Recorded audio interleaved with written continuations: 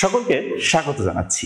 আমরা আজ আলোচনা করব বাংলা ভাষার উৎপত্তি ও এর বিকাশ নিয়ে। অর্থাৎ আমরা যে চমৎকারভাবে বাংলায় কথা বলি, এই বাংলা ভাষাটা কোথা থেকে আসলো, আমরা তার একদম সূচনা লগ্ন থেকে আজকে পর্যন্ত যে সময়টায় যে সুদীর্ঘ যে যাত্রাটা আছে, এই পরিক্রমাটা নিয়ে আমরা আলোচনা করব। ওকে, তো বাংলা লিপি আসছে ইন্দো ইউরোপীয় ভাষা বংশ। এই যে ভাষা বংশ জিনিসটা কি, দেখো, পৃথিবীতে মোট 12টি ভাষা বংশ ছিল। পৃথিবীতে মোট 12টি ভাষা বংশ ছিল। ভাষা বংশ বলতে কি, আমরা যেমন একই বংশোদ্ভূত, এর মধ্যে কি হচ্ছে, আমরা অনেক মানুষ আছি, তেমনি ভাবে এরকম একটা ভাষার বংশ যার মধ্যে অনেক ভাষা সৃষ্টি হয়েছে। যেমন একই বংশের মধ্যে আমরা বিভিন্ন টাইপের মানুষ আছি, তেমনি একই ভাষা বংশের মধ্যে অনেকগুলো ভাষার সৃষ্টি হয়েছে। তো আমাদের মানে পৃথিবীতে সর্ববৃহৎ ভাষা বংশ হচ্ছে ইন্দো ইউরোপীয় ভাষা বংশ। এই ইন্দো ইউরোপীয় ভাষা বংশ থেকে পৃথিবীর সব থেকে বেশি ভাষা সৃষ্টি হয়েছে। ইংরেজি, তারপর হচ্ছে রুশ বা অন্যান্য বড় বড় যে ভাষাগুলো আছে, সবই এই ইন্দো ইউরোপীয় ভাষা বংশের অন্তর্ভুক্ত ছিল। আমরা এমন একটা অনুভূতি বা এমন একটা বিষয় আজকে বোঝার চেষ্টা করব, সেটা হচ্ছে যে আমরা মোটামুটি একটা ছাতার নিচে বসবাস করতাম। ঠিক আছে, তো এরকম একটা বিষয় নিয়ে আমরা আজকে কথা বলবো এবং জানবো বাংলা ভাষার উৎপত্তি ও বিকাশ নিয়ে। ওকে, তো চলো আমরা আমাদের আলোচনা শুরু করি। দেখো, আমরা বললাম বাংলা ভাষার জন্ম হয়েছে ইন্দো ইউরোপীয়। এই বানানের মধ্যে অনেক জায়গায় অনেক রকম আছে, ইউরোপীয়। ওকে, এই ইন্দো ইউরোপীয় ভাষা বংশ থেকে। ইন্দো ইউরোপীয়টা কি, তাহলে বললাম এটা একটি ভাষা বংশ। আর কখন এই ইন্দো ইউরোপীয় ভাষা বংশের হচ্ছে সময়কাল ছিল, এটা ছিল 5000 খ্রিস্টপূর্বাব্দে। ওকে, 5000 খ্রিস্টপূর্বাব্দে। ওকে, 5000 খ্রিস্টপূর্বাব্দে। কিন্তু আমরা দেখো, স্বভাবতই মানুষের মধ্যে যে একটা গুণ আছে বা বৈশিষ্ট্য আছে, সেটা হচ্ছে মানুষ প্রচন্ড অনুকরণ প্রিয়। ধরো কোনো কিছু একটা দেখে সেটার মতো করে নিজেকে ডাইভার্ট করা বা সেটার মতো করে নিজেকে তৈরি করার একটা প্রবণতা কিন্তু আমরা মানুষের মধ্যে দেখতে পাই। তো এই অঞ্চলের মানুষের মধ্যে একটা প্রবণতা দেখা যায়, তারা ক এবং স উচ্চারণের একটা পার্থক্য তাদের মধ্যে লক্ষ্য করা যায়। তাই এই ভাষা বংশটা দুটো ভাগে বিভক্ত হয়ে যায়। একটা হচ্ছে কেন্তুম আর একটা হচ্ছে শতম। একটা বিষয় লক্ষ্য করতে হবে, সেটা হচ্ছে এই যে ইন্দো ইউরোপীয় বলছি, এই ইন্দো বলে কিন্তু ইন্দোনেশিয়া না। এই ইন্দো বলতে মূলত ভারতীয় উপমহাদেশকে বলা হচ্ছে, ভারতীয় উপমহাদেশ। ঠিক আছে, অর্থাৎ ভারতীয় উপমহাদেশ এবং ইউরোপ, এটা যে মোটামুটি একটা সময় একই ছাতার নিচে বসবাস করতো, তার কিন্তু একটা মেসেজ আমরা এখান থেকে পাই। কিন্তু দেখা যায় যে সেখান থেকে কি হয়, দুটো ভাগে বিভক্ত হয়ে যায়। এই যে ইংরেজি ভাষা বা অন্যান্য ভাষা কিন্তু এই কেন্তুম শাখা থেকে সৃষ্টি হয়, অন্যদিকে এই শতম শাখাটা আমাদের দিকে চলে আসে। আমরা একটা বিষয় কিন্তু এখান থেকে স্পষ্ট হব যে বৃহৎ একটা অংশ, তার মধ্যে বাংলাদেশ ছোট্ট একটা অবস্থান। অর্থাৎ অনেক কিছু ছেড়ে আমরা ধীরে ধীরে কি করব, এই বাংলা ভাষা বা বাংলাদেশ এবং পশ্চিমবঙ্গের এই অঞ্চলের মানুষের ভাষাই তো বাংলা, এই অঞ্চলটা আমরা চলে আসবো। তো খেয়াল করো, এই শতম শাখাটা পরবর্তীতে 4টা ভাগে বিভক্ত হয়। ঠিক আছে, আর আমরা আরেকটু তথ্য জেনে নিই যে এই বিভাজনটা হয় 3500 খ্রিস্টপূর্বাব্দে। ঠিক আছে, আর এই যে শতম শাখাটা বিভাজিত হয় 2500 খ্রিস্টপূর্বাব্দে পরবর্তীতে এসে। ঠিক আছে, তো এটা কয়টা ভাগে বিভক্ত হয়, আরমানিক, বাল্টোস্লাভিক,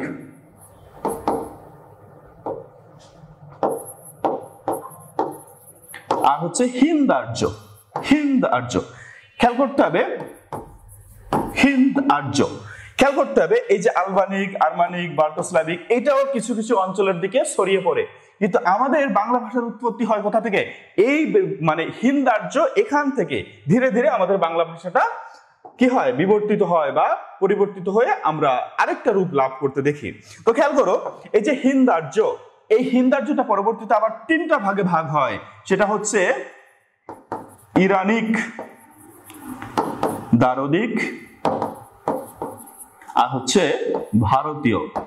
একটা বিষয় লক্ষ্য করব, এই যে হিন্দার্য, এখানে আর্য নামক একটা শব্দ আছে। এই যে আর্য, খেয়াল করো, আর্যরা মূলত একটা যাযাবর জাতি ছিল। ঠিক আছে, এই আর্যদের আগমনের ফলে আমাদের ভারতীয় সংস্কৃতি এবং ভাষার মধ্যে ব্যাপক একটা পরিবর্তন দেখা যায়। খেয়াল করো, আমরা সেই ইতিহাসটা একটু জানি। আর্যরা ছিল হচ্ছে মূলত একটা যাযাবর জাতি। ঠিক আছে, কিন্তু যাযাবর জাতি থাকলেও তারা ছিল প্রচন্ড মেধাবী। ওকে, এই আর্যরা বসবাস করত ইউরাল পর্বতের পাদদেশে। তো সেখান থেকে তারা ভারতীয় উপমহাদেশের দিকে ছড়িয়ে পড়ে। শুধু ভারত না, এই প্রত্যেকটা জায়গায় এই আর্যরা কিছুটা হলেও ছড়িয়ে পড়ে, কিন্তু সব থেকে বেশি প্রভাব বিস্তার করে তারা এই ভারতীয় বা এই স্তরে এসে। ঠিক আছে, এই স্তরে এসে তারা কিভাবে প্রভাব বিস্তার করে খেয়াল করো। আর্যরা সাথে করে নিয়ে আসে বেদ। বেদ বলতে তখনও কিন্তু লিখিত কোনো গ্রন্থ না, বেদ শব্দের অর্থ শ্রুত, মানে শুনে শুনে যে জ্ঞানটা মানুষ উপলব্ধি করত বা প্রচার করত, সেটাই হচ্ছে বেদ। তো এই বেদের জ্ঞান তারা সাথে করে নিয়ে আসে। আর আমাদের এই ভারতীয় উপমহাদেশের যে প্রাচীন নৃগোষ্ঠী ছিল, আমরা একটু প্রাচীন নৃগোষ্ঠী সম্পর্কে জানি। এই যে প্রাচীন নৃগোষ্ঠী, এই প্রাচীন নৃগোষ্ঠী ছিল হচ্ছে কোল, ভিল, মুন্ডা, হ্যাঁ, অস্ট্রিক, দ্রাবিড়। এই প্রাচীর যে নৃগোষ্ঠী ছিল, এই প্রাচীন নৃগোষ্ঠী এদের প্রধান পেশা ছিল কৃষিকাজ করা, মাছ ধরা, পশু শিকার করা। তার মানে মোটামুটি এরা একটু নিম্নমানের জীবনযাপন করত। আর তারা যেহেতু একটু শিক্ষিত, তারা যেহেতু একটু জ্ঞানী, তাই আমাদের উপরে এসে তারা কিন্তু খুব সহজে প্রাধান্য বিস্তার করে ফেলে, প্রভাব বিস্তার করে ফেলে। তারপরে বুঝতে পেরেছ?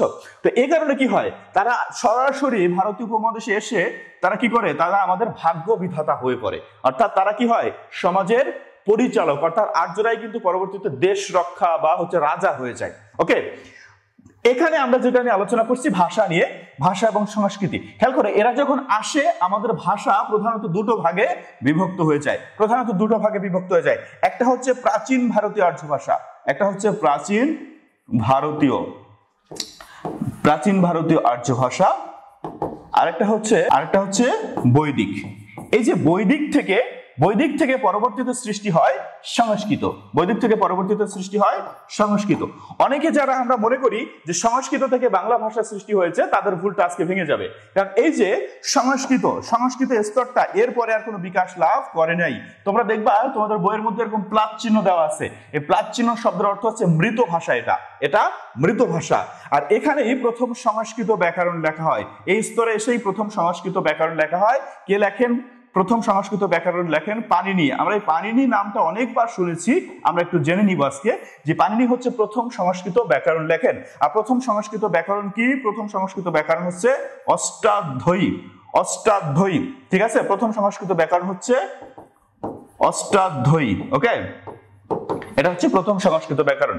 অন্যদিকে এই যে প্রাচীন ভারতীয় আর্য ভাষা, এই প্রাচীন ভারতীয় আর্য ভাষা হচ্ছে, খেয়াল করো, এই যে বৈদিক ভাষা, এটা হচ্ছে আর্যদের ভাষা ছিল বা শিক্ষিত জনগণের ভাষা ছিল, কিন্তু সাধারণ মানুষ কি কথা বলতো না? হ্যাঁ, সাধারণ মানুষ কথা বলতো। তাদের ভাষাটা ছিল হচ্ছে এই যে প্রাচীন ভারতীয় আর্য ভাষা, অর্থাৎ প্রাকৃত ভাষা, প্রাকৃত জনের ভাষা, সর্বস্তরের মানুষের ভাষা, সেটা ছিল হচ্ছে এই যে প্রাচীন ভারতীয় আর্য ভাষা। তো এই প্রাচীন ভারতীয় আর্য ভাষা পরবর্তীত হয় মধ্য ভারতীয় আর্য ভাষা, মধ্য ভারতীয় আর্য ভাষা। ঠিক আছে, এই মধ্য ভারতীয় আর্য ভাষা পরবর্তীতে এই স্তরটা, এই যে মধ্য ভারতীয় আর্য ভাষা, এই স্তরটা পরবর্তীতে বিকাশ লাভ করে। আমরা একটু দেখবো এই স্তরটা কিভাবে বিকাশ লাভ করে। এই স্তরটা হয় প্রাচীন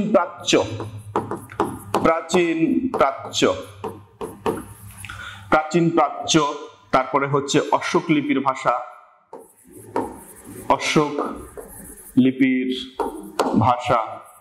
ঠিক আছে, তারপর হচ্ছে পালি, হ্যাঁ,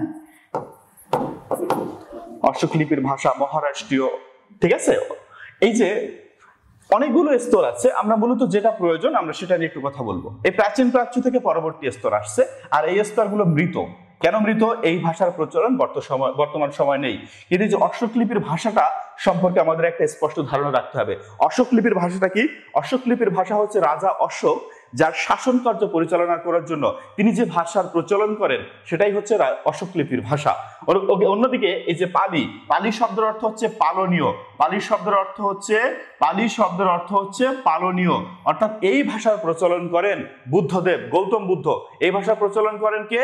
বুদ্ধদেব, গৌতম বুদ্ধ। অর্থাৎ তিনি যে তার ওই যে বৌদ্ধ ধর্মের প্রচারণা করেন, তো বৌদ্ধ ধর্মের প্রচারণার জন্য যে ভাষাটা তিনি প্রচলন করেন সেই ভাষাটাই হচ্ছে পালি।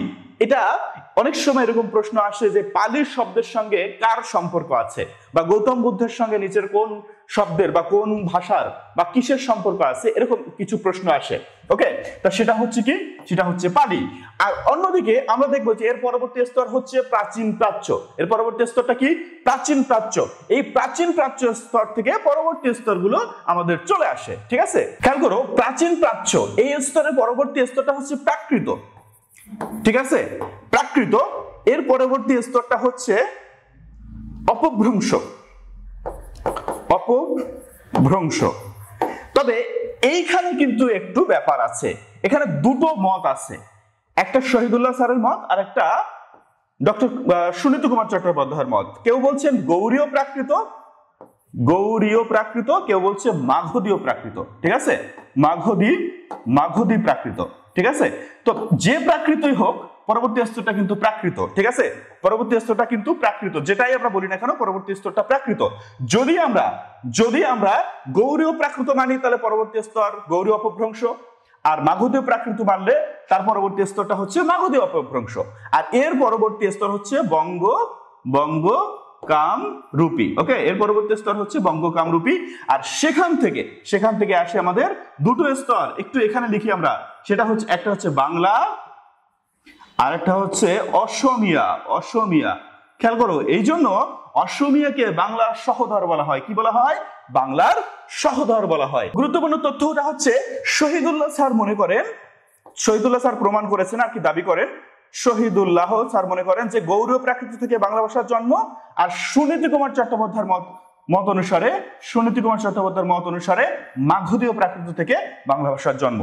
এই যে দুজনের মত অনুসারে বাংলা ভাষার জন্মের সৃষ্টিরও কিন্তু মতবিরোধ আছে। এই যে শহীদুল্লাহ স্যার মনে করেন 650 সালে বাংলা ভাষার সৃষ্টি হয়েছে, আর সুনীতি কুমার চট্টোপাধ্যায় মনে করেন 950 সালে বাংলা ভাষা সৃষ্টি হয়েছে।